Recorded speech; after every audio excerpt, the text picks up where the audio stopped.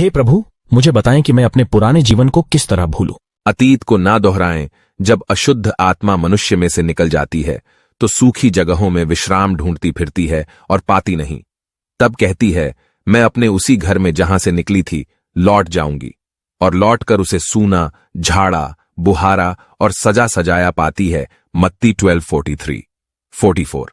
मेरे प्रियो, जब हम बाइबल में पढ़ते हैं तो लिखा है, जब किसी व्यक्ति के अंदर से दुष्ट आत्मा निकल जाती है तो वह व्यक्ति परमेश्वर की उपस्थिति से भर जाता है। हमेशा शैतान वास करने के लिए सूखी जगह को ढूंढता है।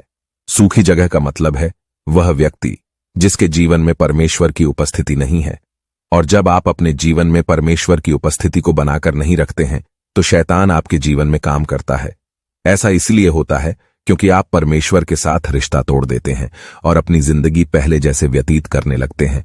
मेरे प्रियो, अगर आप अपने अतीत को दोहराते हैं, अर्थात वह काम जो आप मसीह में आने से पहले करते थे वही करते हैं, तो आप फिर से अपने जीवन में मुसीबतों को देखते हैं, निराशा का सामना करते हैं।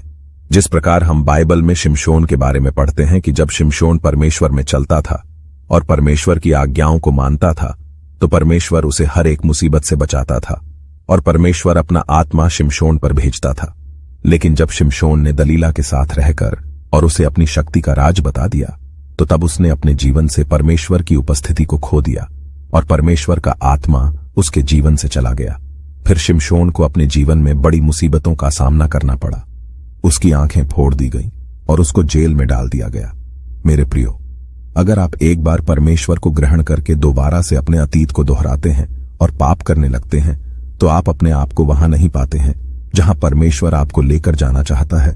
ऐसा तब होता है जब आप परमेश्वर को छोड़कर पाप की जिंदगी जीने लगते हैं और आप व्यभिचार, नशा, गलत काम, चोरी करने लगते हैं तो अपने जीवन में बड़ी मुसीबतों को आता देखते हैं, क्योंकि आपके जीवन में परमेश्वर नहीं बल्कि शैतान काम करता है।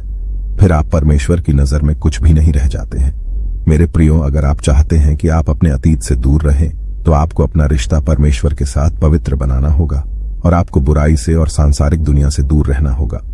फिर परमेश्वर आपको अपनी महिमा के लिए इस्तेमाल करेगा और परमेश्वर आपको वहां पहुंचाएगा जहां जाने के बारे में आपने कभी सोचा भी नहीं होगा। फिर आपका जीवन आत्मिक और सांसारिक दोनों प्रकार की खुशियों से भर जाएगा। आमीन। ठीक है प्रभु, आमीन।